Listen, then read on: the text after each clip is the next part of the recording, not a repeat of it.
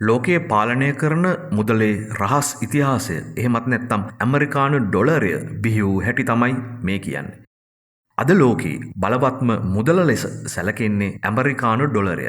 නමුත් මේ නෝට්ටුව කොහොමද බිහි වුණේ? ඇයි ලෝකයේම ඩොලරය මත විශ්වාස කරන්නේ?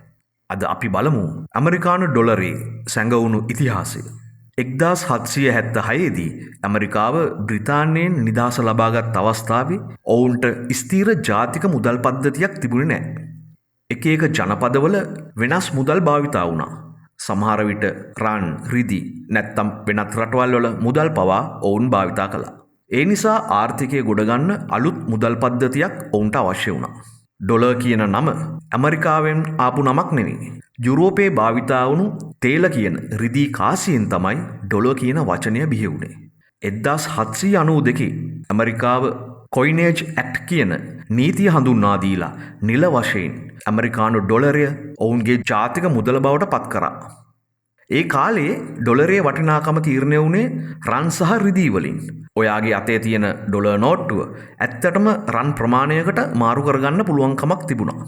ඒකට කියන්නේ ගෝල්ඩ් ස්ටෑන්ඩඩ් කියලා. මේ ක්‍රමය නිසා ලෝකය ඇමරිකානු මුදල විශ්වාස කරන්න පටන් ගත්තා. දෙවන ලෝක යුද්ධයෙන් පස්සේ යුරෝපයේ බොහෝ රටවල් ආර්ථිකව බිඳ වැටුණා. ඒත් ඇමරිකාව බලවත් ආර්ථිකයක් වෙලා හිටියා. 1944 දී බ්‍රෙටන් වුඩ්ස් එග්‍රීමන්ට් එක හරහා ලෝකයේ බොහෝ රටවල් තම මුදල් ඩොලරයට බඳවා ගත්තා. එතෙන් සිට ඇමරිකානු ඩොලරය ලෝකයේ ප්‍රධාන සංචිත මුදල බවට පත් වුණා. අද ලෝක වෙළඳාමෙන් බොහෝ දේ සිදුවන්නේ ඇමරිකානු ඩොලර් වලින්. තෙල් මිලදී ගැනීම, ජාත්‍යන්තර බැංකු ගනුදෙනු, ඒ වගේම විදේශ සංචිත පවා ඩොලරය මත පදනම් වෙලා තියෙනවා. ඒ නිසා ඇමරිකානු ඩොලරය අදත් ලෝකාර්ථිකයේ රජා ලෙස සැලකෙනවා. සාමාන්‍ය කොළපාට නෝට්ටුවක් වගේ පෙනුනත් ඇමරිකානු ඩොලරය ඉතිහාස කතාව සියවස් ගණනක බලය, යුද්ධ සහ ආර්ථික ඉතිහාසයක් තියෙනවා. මේ වගේ තවත් දේ දැනගන්න පේජ් එක ෆලෝ කරන්න.